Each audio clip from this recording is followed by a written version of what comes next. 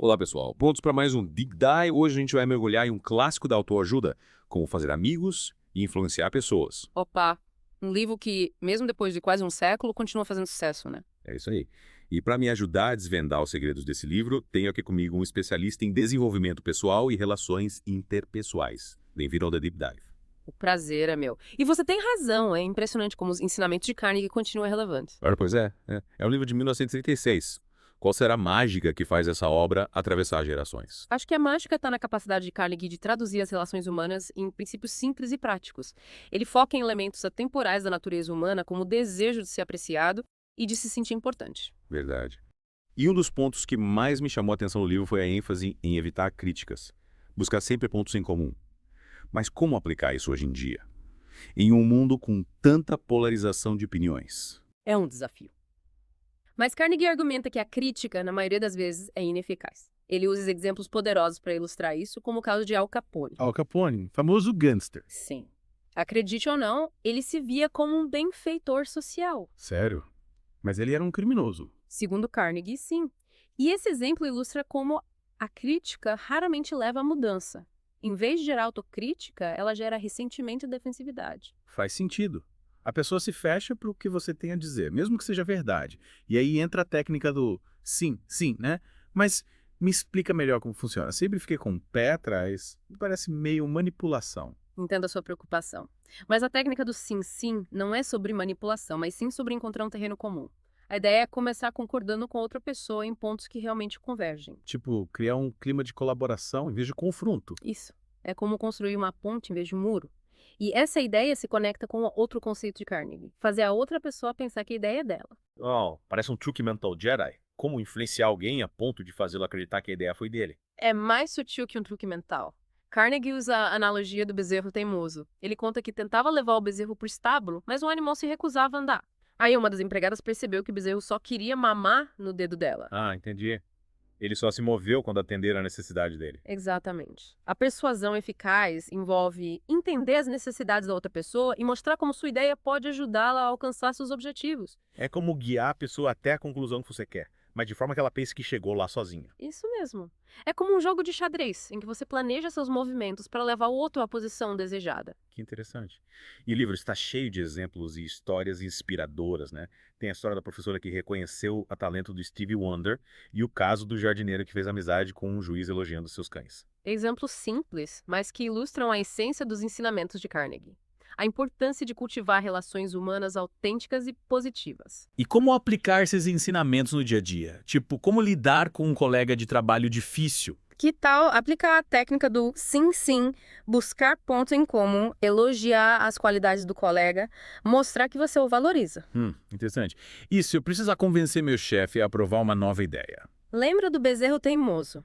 Entenda as prioridades do seu chefe e mostre como sua ideia pode ajudá-lo a alcançar o que ele deseja. Fazer ele pensar que a ideia é dele. Exatamente. Apresente a proposta de forma clara e concisa, destacando os benefícios para a empresa e para ele. E para fortalecer o relacionamento com um familiar que ainda é meio distante. Demonstre interesse genuíno, ouça com atenção, reconheça suas conquistas e ofereça apoio sem julgamentos. Pequenos gestos podem fazer a diferença, né? Com certeza.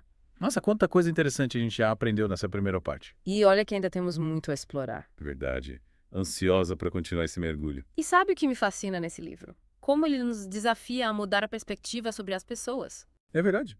A gente começa a focar mais nas qualidades do que nos defeitos. É como se a gente ganhasse um novo olhar. Exatamente. Essa mudança de perspectiva é fundamental para cultivar empatia, principalmente em tempos de tanta polarização. Hoje em dia parece que as pessoas preferem apontar o dedo a tentar entender o outro lado. Pois é. E aí fica difícil criar pontes, né? Mas o Carnegie nos dá algumas ferramentas para isso. É legal. Que tipo de ferramenta? Ele nos ensina a ouvir com atenção, a buscar pontos em comum, expressar nossa opinião de forma respeitosa, valorizar as qualidades da outra pessoa. Mesmo discordando? Sim, discordar não é sinônimo de desrespeitar, né? É, Podemos ter posições diferentes sem transformar a conversa num campo de batalha. concordo. E o Carnegie vai além, né? Ele diz que todos têm algo a nos ensinar. Isso mesmo. Isso. Mesmo aqueles que a gente considera difíceis, ou que pensam diferente da gente. É como se cada interação fosse uma oportunidade de aprendizado. Mas como tem essa abertura com quem a gente tem um histórico de conflito? Aí entra o autoconhecimento, entender nossos próprios gatilhos. Por que essa pessoa te irrita? o que te incomoda nela. Nossa, é verdade. A gente precisa olhar para dentro antes de apontar o dedo. Exatamente. E quando a gente tem essa consciência, a gente escolhe como reagir, em vez de ser controlado pelas emoções. E por falar em emoções, o Carnegie também fala da importância do elogio, né? Mas como saber se o elogio é sincero ou só uma bajulação? O elogio sincero é específico e autêntico. Em vez de um "você é incrível", destaque uma qualidade ou ação específica que você admira. Tipo, adorei a sua apresentação. Isso.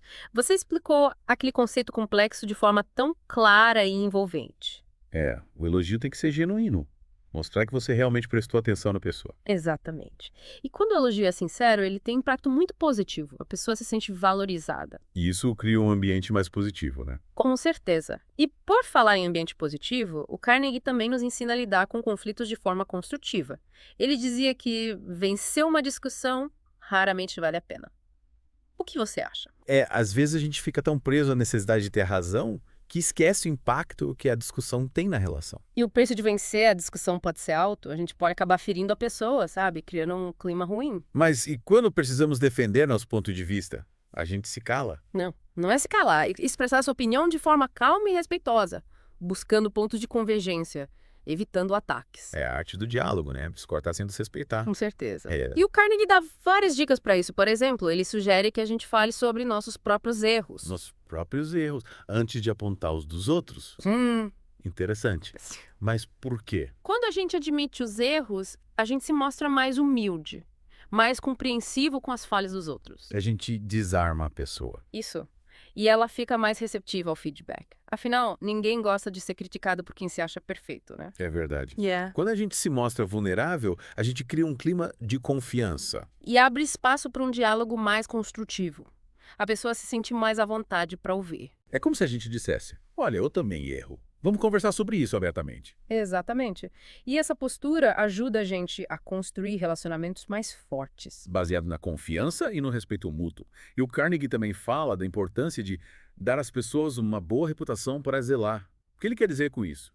Ele sugere que, ao elogiarmos as qualidades e demonstrarmos confiança na pessoa, a gente a incentiva a corresponder a essa expectativa. É como se plantássemos uma sementinha de autoconfiança. Isso.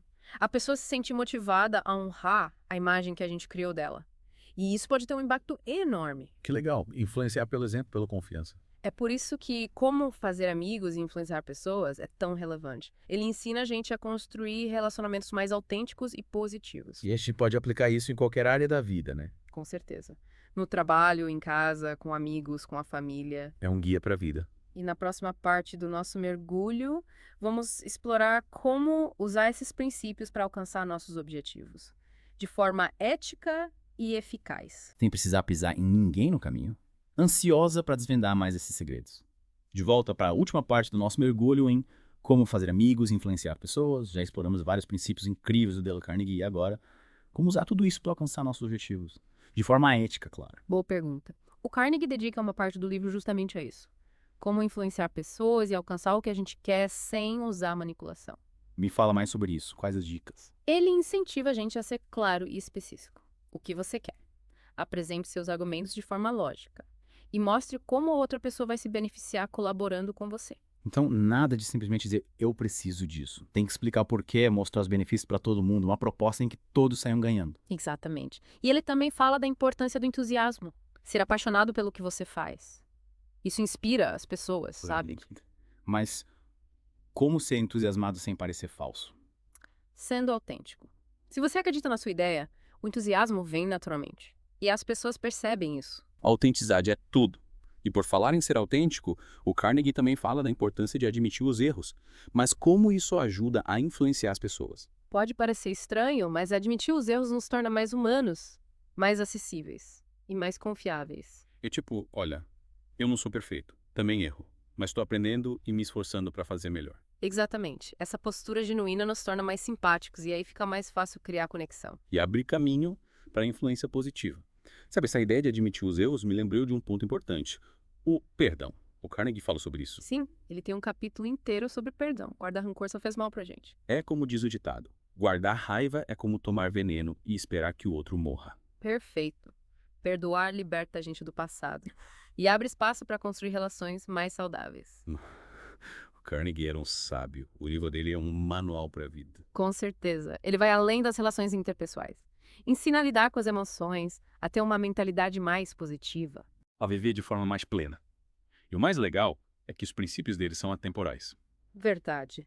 Aplicáveis a qualquer pessoa, em qualquer época. E você, que acompanhou o nosso mergulho, o que mais te chamou a atenção? Qual ensinamento você vai levar para a vida? Compartilhe com a gente. Adoraríamos saber como fazer amigos e influenciar pessoas impactou você. E fica o convite para ler o livro completo. Vale a pena se aprofundar nesses ensinamentos. A jornada de autoconhecimento nunca termina e o Carnegie é um ótimo guia para nos acompanhar nesse caminho. Por hoje é só, pessoal. Esperamos